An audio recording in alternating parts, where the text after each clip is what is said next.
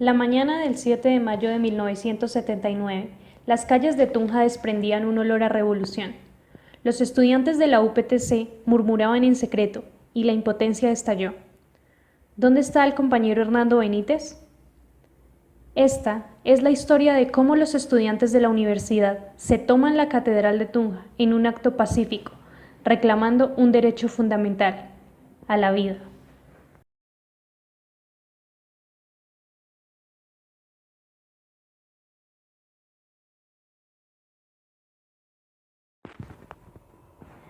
Argentina, Ciudad de La Plata, 16 de septiembre del año 1976. 10 estudiantes, de entre 16 y 19 años de edad, pertenecientes a la Unión de Estudiantes Secundarios, líderes de la protesta ante el Ministerio de Obras Públicas por el otorgamiento del boleto de autobús con descuento estudiantil, son secuestrados en sus propios domicilios y llevados a distintos centros clandestinos para ser brutalmente torturados. Solo 4 de ellos logran sobrevivir a los cobardes ataques a los que son sometidos. Tras meses de torturas, se presume que los jóvenes que permanecen desaparecidos habrían sido fusilados a principios de enero de 1977. Este hecho, conocido como la Noche de los Lápices, es uno de los sucesos más trágicos del gobierno del dictador argentino Rafael Videla, caracterizado por los miles de secuestros, torturas y asesinatos de cualquier persona que se le opusiera.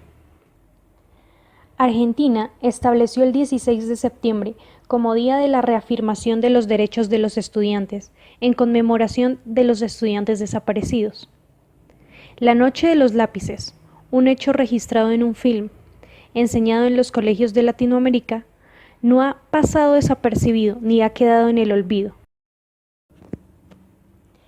En Colombia, 2 años más tarde del acontecimiento de la Noche de los Lápices en Argentina, exactamente el 6 de septiembre de 1978, bajo el mandato del presidente Julio César Turbay Ayala, el ministro de Gobierno, Germán C. Hernández, anunció a los colombianos la emisión de un duro régimen penal adoptado por el gobierno, con el nombre de Estatuto de Seguridad. El estatuto es la aplicación en Colombia de la llamada Doctrina de la Seguridad Nacional, según la cual las Fuerzas Armadas debían combatir al enemigo interno que amenazaba con los intereses nacionales. Cualquier opositor o crítico al Estado era una amenaza a los valores políticos trascendentales de la nación. El Estatuto de Seguridad fue una época funesta, difícil, de mucha represión, asesinato de líderes defensores de derechos humanos, de sindicalistas, de estudiantes. Toda la gente que no estuviera acomodada al régimen de desigualdad era asesinada, simplemente asesinada. Por este tiempo, comienzan a aparecer los torturados de las caballerizas de Usaquén, Bogotá, y las cuevas de Sacromonte. Las cárceles prácticamente se llenan, pues, si se juntaban 3 personas en la calle, era motivo de arresto. Repartir publicidad en las calles era motivo de arresto. Hacer una manifestación era motivo de arresto. Tunja, capital del departamento de Boyacá. Domingo 22 de abril de 1979.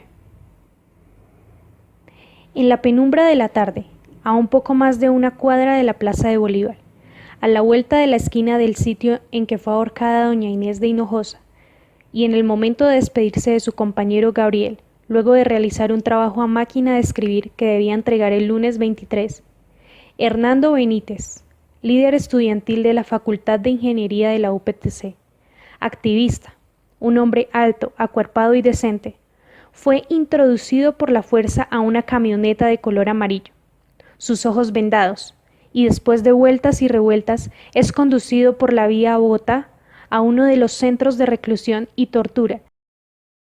Así se hacían las desapariciones forzadas durante el tiempo de Julio César Turbay Ayala, emulando los peores momentos de los golpes militares abajo en el sur. Desaparecían la gente. Sí, aquí no es Argentina que las subían en un avión y las tiraban con una piedra al Mar de la Plata, pero aquí los desaparecían y desaparecidos se quedaban. El lunes 23 de abril, Hernando Benítez no llegó a la universidad. La ausencia a las clases comenzó a generar rumores entre los estudiantes. Después de averiguar con sus familiares, de visitar hospitales, indagar ante la policía y no encontrar explicación lógica alguna sobre su ausencia, los rumores se tornaron evidentes. Hernando Benítez había desaparecido, y esa desaparición tenía móviles políticos. 2 semanas después, los rumores se habían convertido en movimiento universitario. Se tornaron permanentes las asambleas estudiantiles en las que denunciaban la desaparición del estudiante, la violación a los derechos humanos, y se discutían propuestas de acción ante el gobierno central para reclamar el respeto a la vida, a la integridad física y a la pronta aparición de Hernando Benítez y de todos los desaparecidos en Colombia. Volantes, comunicados y vitoreos de consignas acompañaban las marchas internas que recorrían el campus universitario. Estos muchachos de la universidad decidieron comenzar a buscar a su amigo. A la casa no estaba, donde los amigos no estaba. Ya supieron que era víctima de las fuerzas de seguridad, que son las fuerzas del miedo a la gente por parte del establecimiento. Explicaban la causa y reclamaban solidaridad de todos los miembros de la comunidad universitaria. La UPTC prácticamente paralizó sus actividades académicas cotidianas, sin que autoridad alguna lo hubiera decretado. El reloj, rendija de ingreso al corazón del edificio central de la universidad, se convirtió en la tribuna permanente y plataforma de dominio de la audiencia que se instalaba a lo largo y ancho del patio central. Desde allí, en la mañana del lunes 7 de mayo de 1979, a pesar de la prohibición para realizar reuniones públicas de más de 3 personas o de marchar en manifestaciones públicas, cerca de 500 personas entre estudiantes y profesores de la UPTC emprenden marcha pacífica a la Plaza de Bolívar. Organizados en 2 filas, ocuparon la Avenida Central Norte, y en la glorieta las tropas de la primera brigada contienen a los manifestantes con disparos al aire. Entonces, en un gran desorden, la muchedumbre se devuelve y llega al parque, que hoy es la Plaza Camilo Torres. Los estudiantes abajo en el patio central de la universidad denunciaron la desaparición de Hernando Benítez, y entonces muchos dijeron vamos a la plaza a protestar, y algunos otros que estaban por el centro dijeron pues nos encontramos en la plaza. Finalmente se encontraron acá en la Plaza de Bolívar y comenzaron a decir vivos se lo llevaron, vivos no lo devuelven, por nuestros muertos ni un minuto de silencio, toda una vida de combate, que eran las consignas de aquella época, ¿no? Años 70. Y entonces aparecieron las fuerzas represoras del Estado. En las 8 bocacalles que dan acceso a la Plaza de Bolívar y en los portalones de entrada a los edificios municipal y de la gobernación, rápidamente se fueron apostando piquetes del ejército y de la policía, los cuales, para intimidar a los marchantes, avanzaron hacia el cenicero para tratar de acallar los gritos de los manifestantes. La mayoría de quienes, para evadir el cerco, se replegaron hacia las instalaciones de Telecom. El cerco fue preciso y era inminente una detención masiva de estudiantes. Arrinconados, y ya casi era el mediodía, y entonces alguno de ellos vio que la puerta de la catedral, pero no la gran puerta, sino la pequeña puerta lateral, allá donde ahora dice otra cosa, estaba abierta. Entonces alguno de los chicos dijo a la catedral, y todos en parada cogieron de allá de la escalera a la catedral y entraron por esa puerta pequeña y cerraron. Ahí no hubo planeación, hubo instinto de conservación. Fueron diversos los intentos de varios miembros de la fuerza pública por franquear alguno de los 3 portalones principales del templo, pero los estudiantes bloquearon las puertas con las bancas de la iglesia, evitando el ingreso y las posibles detenciones con que los uniformados amenazaban. Al comienzo todo fue emoción por haber escapado de la policía y del ejército y encontrarse supuestamente a salvo, pero luego comenzó a entenderse que la salida del templo no sería inmediata, sino, por el contrario, deberían permanecer unos cuantos días, hasta lograr que apareciera con vida su compañero Hernando Benítez. Más tarde se permitió la entrada del capellán de la universidad, presbítero Noé Salamanca, una persona solidaria con los estudiantes y comprometida con la lucha social, con quien los estudiantes conversaron y adquirieron compromisos sobre el cuidado de los ornamentos y demás bienes del templo. Se organizaron diversas comisiones en las que los estudiantes debían participar rotando las responsabilidades. La organización interna fue perfecta porque habían varios comités, dentro de los que recuerde estaba el comité de prensa, el comité de recreación, el comité de bienestar, el comité de vigilancia y el comité de propaganda. Ellos se encargaban de que todo funcionara en forma adecuada, de tal manera pues todo saliera bien. Las primeras cobijas y colchonetas llegan al final de la noche. Estaban en la catedral hombres y mujeres. En las grabadoras de los estudiantes se escuchaba toda la música de la época. No sentimos mucho el cansancio o el tedio allá del encierro, ya que fueron a visitarnos después del segundo día muchos grupos, entre ellos grupos de canto, grupos de danza, de teatro. Entre los grupos de teatro recuerdo al TPB dirigido por en ese entonces juvenil Jorge Ali Triana. Unos grupos de ellos venían de el departamento, otros de otros departamentos y otros de Bogotá. Los estudiantes que se encontraban allí estaban muy comprometidos con lo que se decía y se hacía. Se elaboraron documentos, se discutía mucho lo que estaba pasando y lo que se venía. No hubo ninguna conato de indisciplina ni de irrespeto entre los compañeros contra las compañeras, es decir, todo se llevó a cabo de una forma muy organizada y que realmente dice mucho de un movimiento estudiantil. El comité de comunicación hacía cartas y comunicados que pasaban por debajo de la puerta principal de la catedral para la comunidad y los implicados, ya que en la plaza multitudes de estudiantes, profesores, trabajadores, padres de familia y curiosos se reunían y acompañaban el catedralazo con su presencia, todo el día, con gritos de consignas. Bueno, hay que decir que también tuvimos el apoyo de la ciudadanía de Tunja, porque pues ellos nos mandaban comida. Entonces toda esta ciudadanía tunjana, todo el comercio tunjano, porque es que la universidad es de esta gente, porque esta gente educa a sus hijos allá, no hay otra universidad, no había. La gente vino a traerles ropitas, digamos abrigos, cobijas, comidas, gaseosas, pertrechos. Los periódicos y revistas calificaban el catedralazo como sacrilegio. El 15 de mayo, el editorial El Tiempo lo calificó como farsa peligrosa, comedia de equívocos, sainete, melodrama de fin de siglo, episodio tragicómico.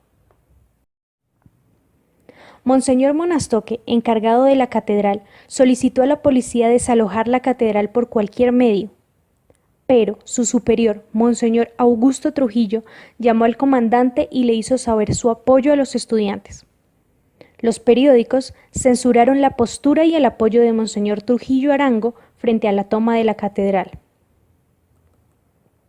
Inclusive, Monseñor Augusto Trujillo fue uno de los que colaboró en forma directa para que esta toma se terminara, porque él, como intermediario, le negoció con el gobierno que solamente nosotros pedíamos que podíamos salir en la medida en que, primero, apareciera el estudiante y segundo, que no hubiera ninguna represalia contra ninguno de los que estuvimos dentro de la catedral, especialmente que no se cumpliera la amenaza que nos decían que nos iban a seguir consejo verbal de guerra.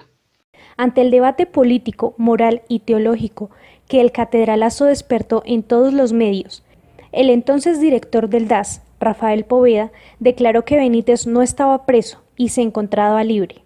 Entonces apareció la primera carta de Benítez, en la que supuestamente pide perdón por haberse perdido sin avisar para ir en búsqueda de su mujer y de su hija, de las que había tenido noticias que se encontraban por Zipaquirá. Esta situación exalta el ánimo de los universitarios y genera una mayor actitud para dejar la catedral pacíficamente. El comandante de la primera brigada aceptó la salida de la catedral sin reseñar a los estudiantes. Entonces, ese viernes por la tarde, luego de pasar 3 días con sus noches encerrados, salía cada estudiante haciendo la V de victoria y con su rostro cubierto con alguna prenda. Inicialmente iniciamos la toma entre 150 y 200 alumnos. Finalmente fueron retirándose con el curso de los días hasta que terminamos aproximadamente unos 50 estudiantes. Fue muy emotiva la forma como dejamos la catedral, porque absolutamente en todas las ventanas de los edificios que rodeaban a la Plaza de Bolívar estaban colmados de gente que batían pañuelos blancos, botaban papeles blancos y nos aplaudían. Eso es algo que nunca creo que podemos olvidar. Eso es algo muy emocionante. En el momento de abrirse las puertas de la catedral, pues salimos cantando pues muchas canciones, entre ellos la Internacional, y muchas canciones de Mercedes Sosa y de Violeta Parra, entre ellas la del comandante Che Guevara, y eso pues motivó mucho a la gente y nos motivó mucho a nosotros, porque era un momento muy especial de nuestra vida y no esperábamos la acogida que observamos a la salida. Sacaron a los estudiantes en los carros y los fueron llevando para allá, porque nadie podía ver la cara de los estudiantes, pues porque la policía estaba ahí, ¿no? Y los policías de civil también. Luego, Hernando Benítez apareció en Zipaquirá. Al volver a Tunja, con su familia, sostuvo encuentros con el arzobispo López Trujillo, con el rector Juan Pérez, con los estudiantes de la Facultad de Ingeniería y con el Comité de Derechos Humanos de la universidad. Apareció Hernando Benítez. Pero ahí comenzó, ya ahora yo no podía estar acá, pues obviamente tenía la guillotina sobre su cuello. Ya no podía ni terminar su carrera, ni exponerse a que lo volvieran a coger. A los pocos días que terminó esta toma, el compañero Hernando Benítez, de una manera muy oculta, vino a saludarnos, nos contó sus experiencias, las torturas que le hicieron en las caballerizas de Bonza, y nos contó que para poder permanecer con vida tenía que irse de Colombia. Y entonces sus compañeros más cercanos y profesores más cercanos comenzaron a buscarle alojamiento político, reconocimiento de que era un político perseguido en la curia, en la arquidiócesis de Bogotá, donde no fue recibido, en la embajada 1, 2, 3, donde no fue recibido. En la revista Trópicos, edición de octubre de 1979, Benítez cuenta cómo fue torturado durante 8 días por fuerzas militares, que le preguntaban sobre 2 cabecillas del ELN y un armamento escondido. Lo colgaron, le pegaron en los testículos, lo sumergieron en agua fría, pero gracias a este gran movimiento estudiantil tuvieron que devolverlo. El catedralazo logró lo que otros movimientos sociales y sindicales o la solidaridad internacional no habían logrado: hacer aparecer con vida a un desaparecido, porque cuando un desaparecido aparecía, siempre se le encontraba muerto. Y fue una forma de enseñarle al movimiento estudiantil que se puede luchar organizado, que se pueden lograr cosas y que es válido esa forma de lucha, pero siempre y cuando esté organizada y bajo principios muy serios. Por medio del Comité de Derechos Humanos de la UPTC, Hernando Benítez viajó a Francia y después a algún otro lugar, Desde entonces, nunca más se volvió a saber de él. Unos dicen que está en Francia o Alemania, otros que no pudo con el idioma y se fue para Venezuela. Luego de aparecer con vida, Hernando Benítez desapareció.